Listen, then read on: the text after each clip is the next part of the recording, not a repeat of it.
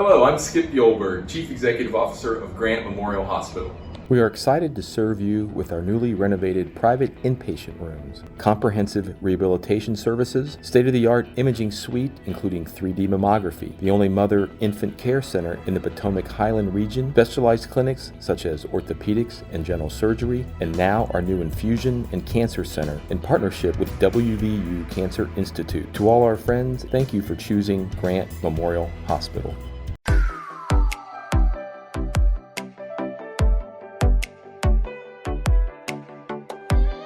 Welcome once again to Explore Grant County. Thank you for tuning in. This is all part of our election coverage.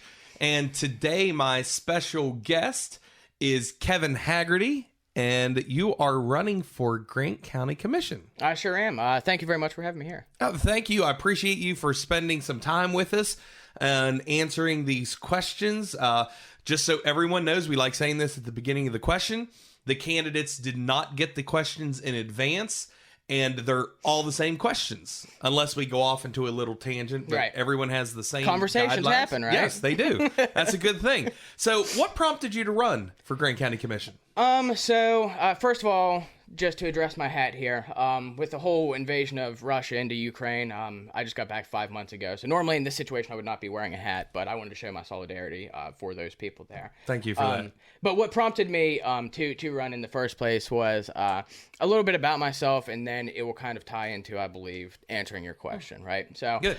I'm a conservative Republican. I've been in Grant County my entire life.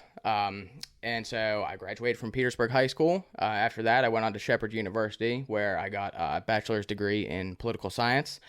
Very shortly after that, I went on and became a campaign manager for Congressman Mooney. It was my way. I've always loved politics to the extent of I know that it's a way that you can actually help people. You can directly affect people's lives.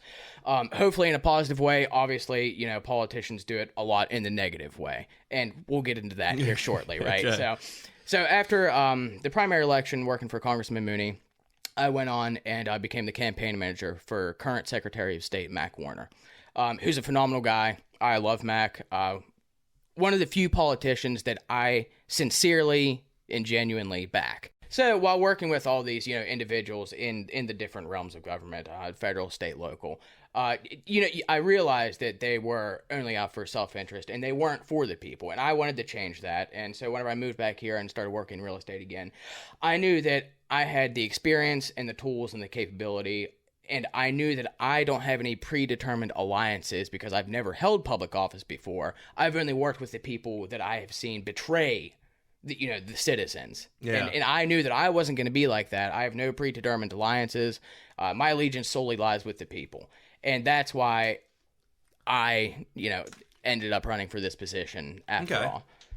So it's more like you want to take the dirty out of politics. Yeah, absolutely. There's so much of it. I mean, you ask anybody. I mean, the flu's probably more popular than politicians are, and I mean, rightfully so. I don't blame the people. I worked in the swamp. I worked in Washington D.C. I worked with these people, and like I said, the vast majority just very disappointing, honestly, because whenever I started there, I was a young man. I was 22, 23 whenever I got my first gig working for Congressman Mooney, and you have these bright eyes and like the rose-colored glasses, like I can make a difference. Like these politicians, they're conservative, like I'm a conservative Republican, right? So I'm like, he is too. Surely he's going to help. And then you work there for a couple months, and it's kind of like this isn't exactly how I thought it was going to be, and that's sad. It's horrible. It's a sad reality. Yeah. So, off topic then, how do we get it back to that?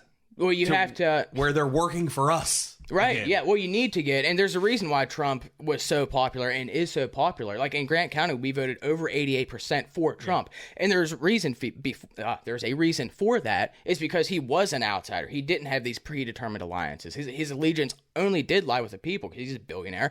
He doesn't need to do it. And so you need to have people come out of the shadows. And I'm hoping, since I'm obviously not an old man running for county commission, that I can relate to the young people and get them involved at a younger age rather than 40 years old whenever they start getting into, starting to care about, these people who represent them. Because the people at the local offices, the county commissioners, your local delegates, your local senators, those are the ones that directly affect your lives, your day-to-day lives. People focus on the president and, the federal Senate and things like that, but they don't touch your life every single day. Yeah. So I'm hoping that, like, you can get the younger crowd involved in this, and you get more people like myself who want to come for the right reasons and run for office, and they don't want to just make these allegiances and alliances with the wrong people, to look out for themselves. That you need to have independent thinkers and independent people come into these types of positions. So I'm hoping that, more people will go along with, the way that I am, and for the right reasons, for the reasons that I'm, wanting to serve the people. Yeah. Gotcha. Okay.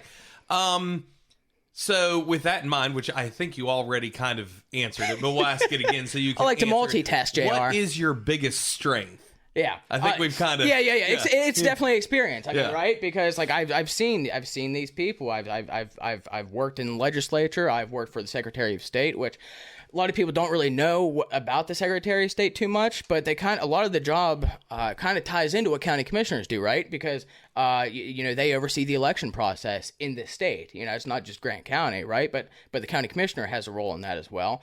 As far as businesses, I mean, the businesses all go through the Secretary of State. And, obviously the county commissioner plays a great deal in that with how you can, bring in employment and who the right people are to work with to create businesses within a local atmosphere rather than, a statewide one. But definitely, I mean, it's experience. Yeah, definitely. Okay.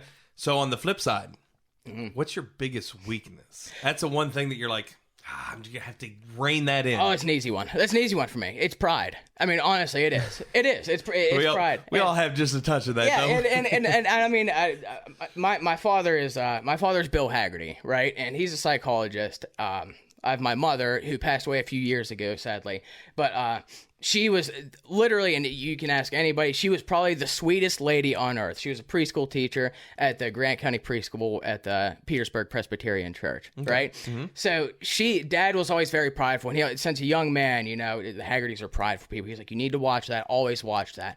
And my mother reined him in, definitely. And thank God she was a part of my life too, because I'm always thinking about her. Like, you can't do this for, whatever reason. Your mom, wouldn't want you to do these things. So yeah, pride would be for me, and it's something that everybody, like you said, has a dash of. So yeah, and it's hard. That is something hard. Yeah. To really rein in. Totally. Sometimes. Yeah, absolutely. What do you think that you kind of see looking over the county? What do you think one of the biggest issues affecting our county, Grant County, is? So I think there's honestly two, and they coincide slightly. Honestly, and drugs are big. They've been big since I was a kid around here, right? And jobs, and those are the two big things that I think they can coincide and have an effect on each other. And I'll explain here in a second. Okay. But drugs have been out of control, like I said, since I was a child, and I've had a lot of my classmates, a lot of my friends, pass away or have to go to rehab or something like that because of how bad it is around here. What people don't, really look at, and I come from a mental health family. My father and my sister are both psychologists, right? So I hear about, these issues all the time. Like, if it's not in Grant County, I hear it with, like, individuals. Not that they give up information about the people, but, they'll be like, this individual's struggling here, or, like, I had a really tough case today, or whatever it might be, So what people don't understand, I think, a lot of the time is that one of the best deterrents for drug abuse is employment. Employment actually deters people. If they wake up and have a purpose every morning and every day, it's like, I'm going to go to work today. I'm not going to pick up that needle, or I'm going to go to work today. I'm not going to, start down this path again, or. So how do we get them then to a place where they'll want to be employed, or also just get jobs in the area and them not say, well, you don't have enough employable people? Right. Yeah. Great questions. So the number one thing is, like I said, thankfully I am from a mental health family. So, and I absolutely do not have all the answers on everything. That's why you have advisors all around you. That's why I want people to reach out to me. I want people to give me advice because I don't know everything. Now, with the drug thing, you need to have some treatment programs, some additional treatment programs, right? And you need to have work with the proper entities, as the county. We have a great resource, which is the Potomac Highlands Guild, which a lot of counties don't even have, any type of mental health facility like that, or, a place that can get you to the proper rehab center or something. So, working with them, working with the right people to combat these issues, to find treatment programs, to help get these people back on their feet. Educational programs, I think, would be great, starting from a small age into adulthood. I mean, so I think those would be great programs to have in the county, and just openly talking about things a lot more, right? Because not everything, but a lot of things are hush-hush, especially in rural communities, and I don't think it really needs to be like that, especially whenever it comes to mental health, especially whenever it comes to drug disorders, whenever it comes to alcoholism, things like that. I mean, they need to be talked about in an open atmosphere.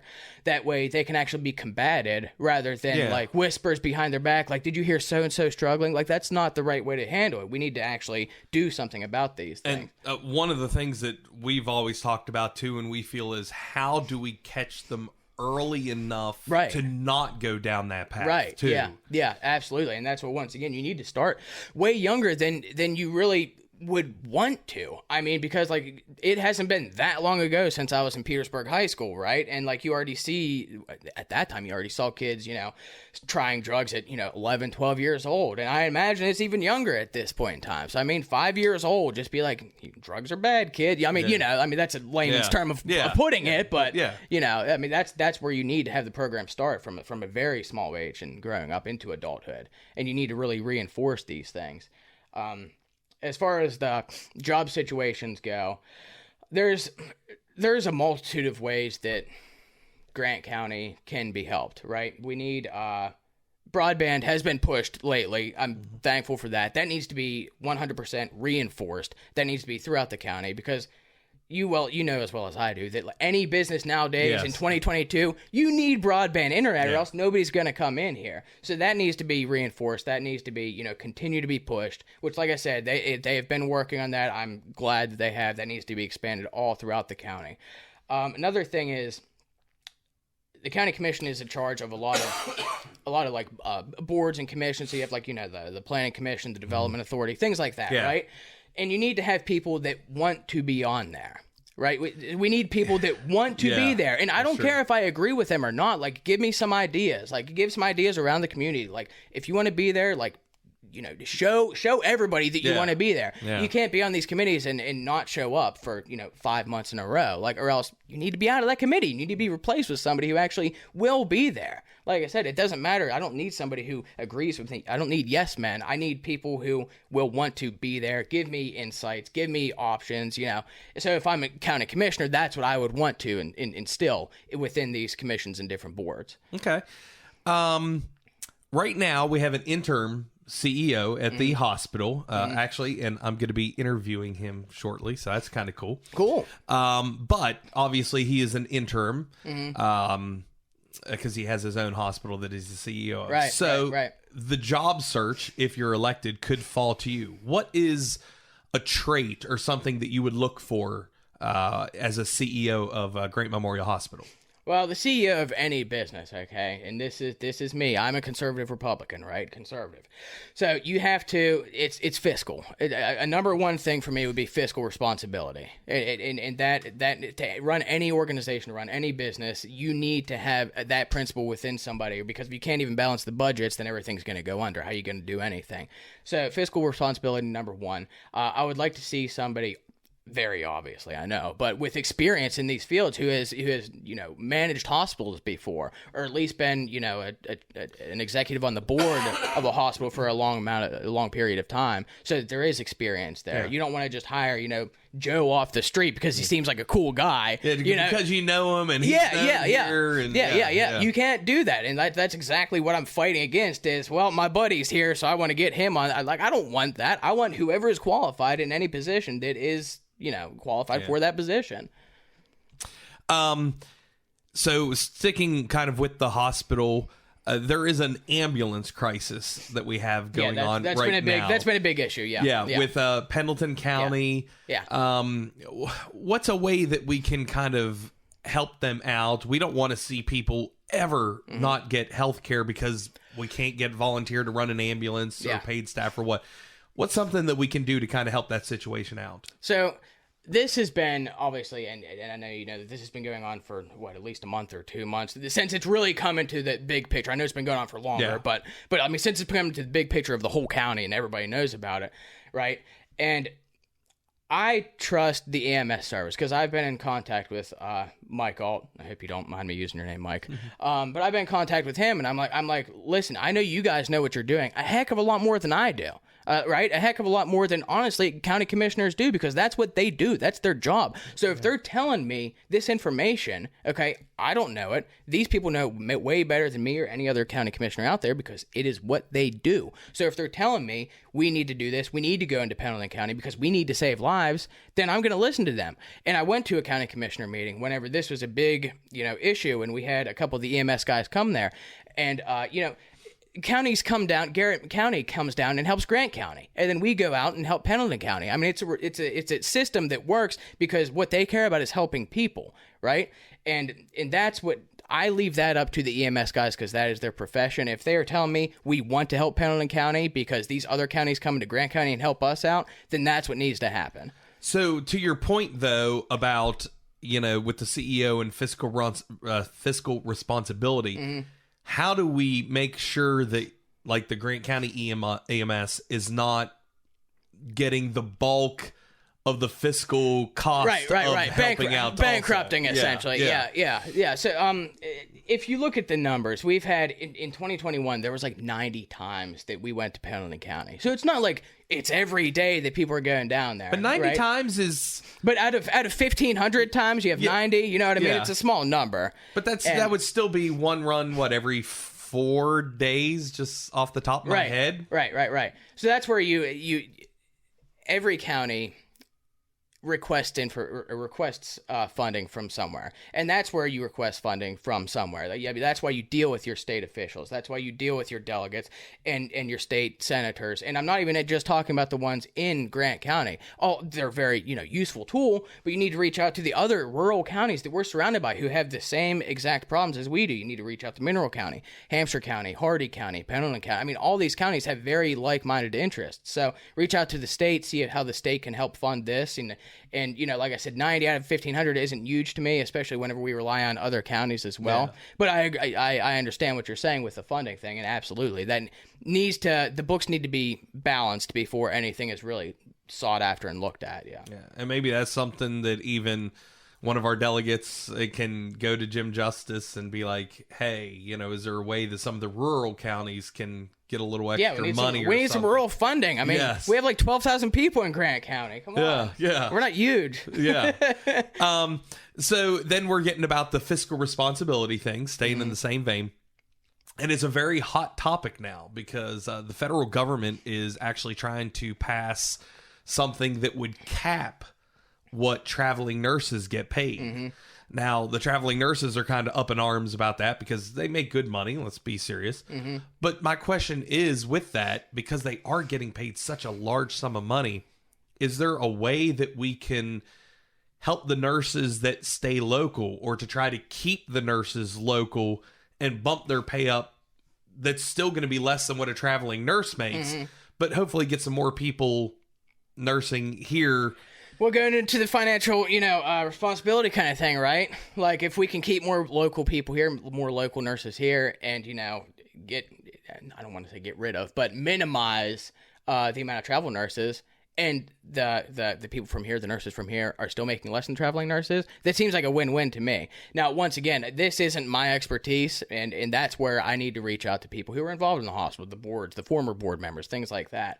But, of course, like, the winning combination would be, having local people, local nurses, come here, work here, stay here, because, once again, I haven't graduated that all. It's been over a decade, but it's not, 30 years ago that I graduated high school here, and I have almost none of my classmates still here. So we need to look into permanent jobs, whether it be at the hospital, whether it be anywhere. And, if that keeps more of people here to where they're able to invest in our community, then that's what we need to look at, yeah. I always like when someone graduates and stays here, because I still believe that there It's are like an opportunities underdog here. story, though, right now. But there's so many opportunities that you're missing out, whether to be a business owner or whether it's like when a doctor comes back here and is like, yeah, I'm from this hometown. I'm going to practice here. It's like, well, that's good news. Yeah, sweet. Yeah. I wish we could get more of that. Yeah, me too. And that's another thing, just to touch real quickly on.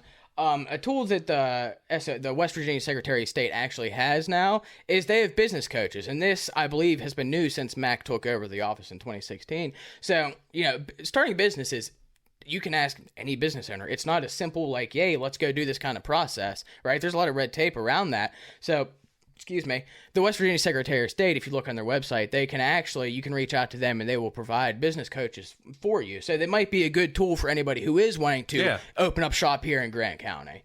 Okay. So I figured I'd mention that at least. And I will say, because I'm part of it, the local Chamber of Commerce has because we're giving away, if you haven't heard, we are giving away $5,000 to someone starting up a business. See, that's great. Yeah. And with that comes all these business coaches and coaching tools that they can have to someone like 13 years ago when I started my business. I had no clue what to do. You just start and you're like, am I going the right direction or not? And then you change course when you find out you're doing wrong. Yeah, you hit the wall, move. So there is help for people out there. Which is great. Yeah, that's absolutely, it's needed for a lot of people. I mean, because it is not an easy task, as you're aware. You've been there, so I'm glad to see, a lot more tools nowadays than, as you said, 13 years ago was available. And so we kind of hit on it a little bit, but I'd like to zero in more. We know broadband's important for getting jobs here, but how can we increase the decent jobs? Is it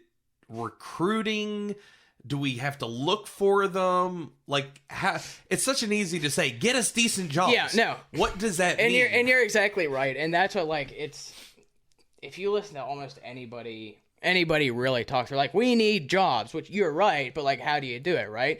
And a lot of that, you absolutely have to entice people to come here, whether that's outsider or insider, because if you go elsewhere, a lot of the times you're going to make more money. So you need to entice them by, tax cuts on the businesses, tax breaks on the businesses that are willing to come here. And obviously, broadband you absolutely need. And if you don't have broadband, how are you going to entice the businesses to come here in the first place? So a lot of it is, it's literally like drafting, like the NFL draft. Like, we need to draft this company into Grant County, and here's what we're gonna that's how it works. You need to bring them in. You need to offer them things, and that's where, like I said, you need to work with your state delegates, with your state senators, so that you actually come up with a plan that is good for the county and good for the delegate district as well as the senatorial district, which, thankfully, around here in this region of West Virginia, we're all pretty like-minded. We all have pretty much the same issues going on, because we're all rural for the most part, So that's a lot of it. You need to recruit. You need to give them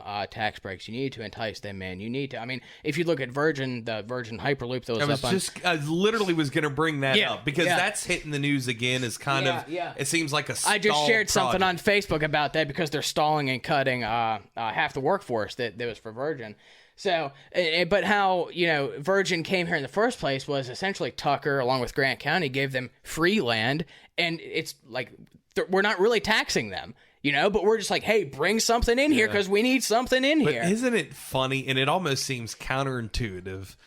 They're billionaires, and we're giving them free land. Absolutely, it does. But it's part of the game. It's the dice you roll. Yeah, it's the dice you roll, because you're like, okay, I can either not roll this dice at all and nothing's ever going to come in here, or, as you said, even though it is 100% counterintuitive, I 100% agree with you. You roll those dice and you're like, okay, we're going to give you pretty much everything free. Please just bring jobs here. Yeah. And then the hope is that those people who work here will then set up shop here, even temporarily, for a couple years, and spend a couple $100,000 here. Well, or maybe even say, maybe I can move another part of my business. Something, this is a pretty nice area for whatever. Yeah, absolutely. Mm-hmm. Okay, so final question. It's the toughest question of all. Mm-hmm. Why should I vote for you? Because I'm awesome, JR.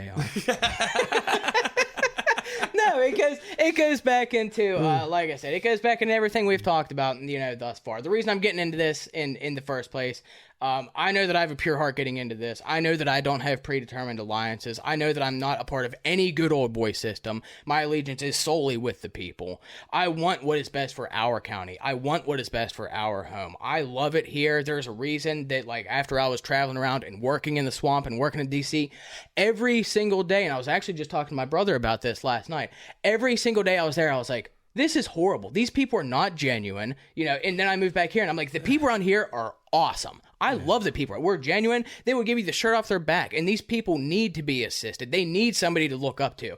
And I don't mean like, yay, look up to me. I mean like, hey, I have a concern, Kevin. Please help me with this. And I'm absolutely willing to be that guy. And that is the most important thing of the county commissioner is we are the front line of the people. So if you have concerns, if you have questions, then you come to the county commissioners, and we're at least going to try our best to give you advice. We're going to tell you exactly how this could help you, how this could not help you. And that is something that I feel very strongly about in helping our community. And along with that, with the experience that I have with working in the legislature, within working for the Secretary of State, I see the inner workings of how the whole atmosphere works, and like I said, typically not great, but that gives me a strong advantage because I know exactly what not to do, like how not to screw people over, like how to actually help people and not do the wrong thing for the wrong reason. But you also have some inroads and contacts that can help. I worked with the state delegates. I worked with the state senators. A lot of them are still in office, from Hampshire, Mineral, all the way up through the Panhandle. I worked with those people. And it might not have been like directly me and them facing problems, but we were, together on a lot of things. So I'm hoping that could help, with drawing in state funding or talking to the state government about like how there are ways to better Grant County as a whole. Okay. Well, thank you for your time. Thank you really very much. Appreciate it. Good luck. May 10th is the voting date. Yep. Make sure you get out and vote. Make an informed decision. For that, this is JR signing off. Explore Grant County and our election coverage. Everyone have a great day.